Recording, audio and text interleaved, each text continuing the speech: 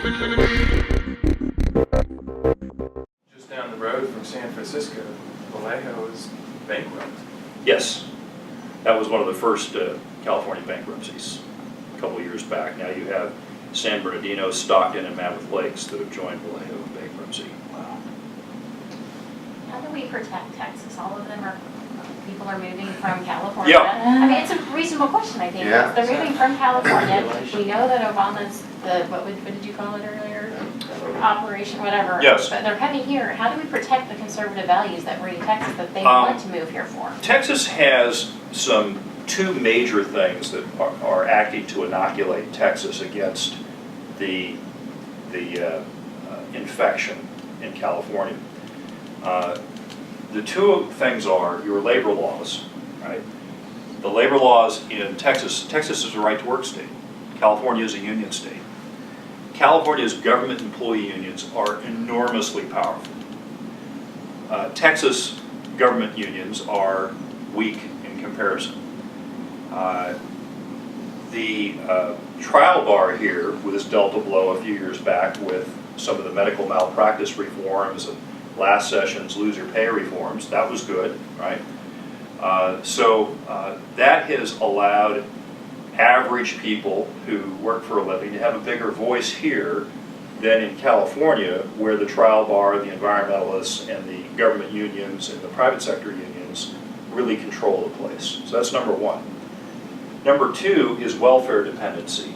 California, with 1/8 of the nation's population, bless you, has 1/3 of the nation's welfare recipients under TANF, Temporary Assistance to Needy Families.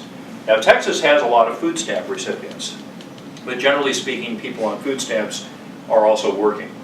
And that goes back to the thing that we talked about with the cost of living. You know, if the Census Bureau, the federal government, determines food stamp eligibility based on someone's income, regardless of where they're living. And because you can live in Texas for so much less money, more people qualify on food stamps here, even though someone making the same amount of money in California would be a lot worse off. How much worse off? Well, the cost of living delta between the two states as of the fourth quarter of 2012 is now 33%, meaning it's 33% cheaper to live here than in Texas. And most of that is due to the cost of housing. And most of the cost of housing differential is due to environmental regulations, restrictive zoning, fees, and other things that California puts on the construction of new housing.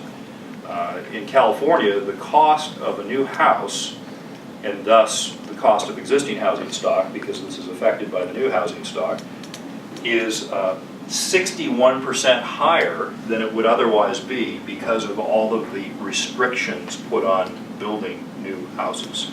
And that's one of the main drivers of the higher cost of living in California. So I think the challenge, if you're someone wanting to turn Texas from conservative to liberal, is that, is the Texas legislature anytime soon going to revoke the right to work status of the state of Texas? Well, no, they're not. And as long as the unions aren't able to form massive cartels and shut things down or demand ever higher wages and then use the dues from those wages to fund political campaigns, then that goes a long way toward protecting Texas. Now, another interesting thing is the attitude of minorities in each of the two states. Our foundation did a big public opinion poll last week, and among the two questions we asked that I thought were very interesting, we asked, should Texas eliminate its business margins tax to increase jobs?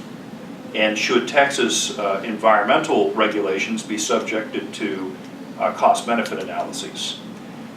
The racial or ethnic group that most backed those two propositions in Texas were Hispanics. The Anglos were the most liberal on those two questions. In California, that would have been reversed. Even though in California, it's the Hispanics that are most suffering from these policies. But the problem is that they have been the political leadership is so powerful in propagandizing them as to, you have to do this, that the ones who do pay attention to politics are liberal. and then everyone else is just disengaged. And I think that the other thing that's fascinating, for example, you look at small business ownership as a proportion of the population. Texas generally, compared to the other 8 big states, has higher levels of business ownership, entrepreneurship, among African Americans and Hispanics than do the other big states, with perhaps the exception being Florida among the Hispanic population there, because they're 36% Cuban and there's a higher tradition of business ownership in that population.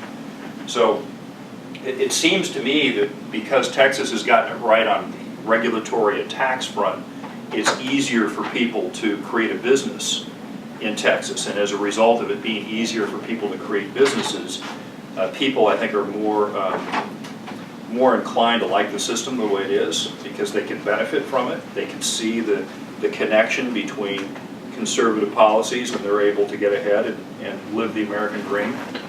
So not that we should let our guard down, but there's a lot of built-in advantages here that I think will make it difficult for the left to turn Texas into California.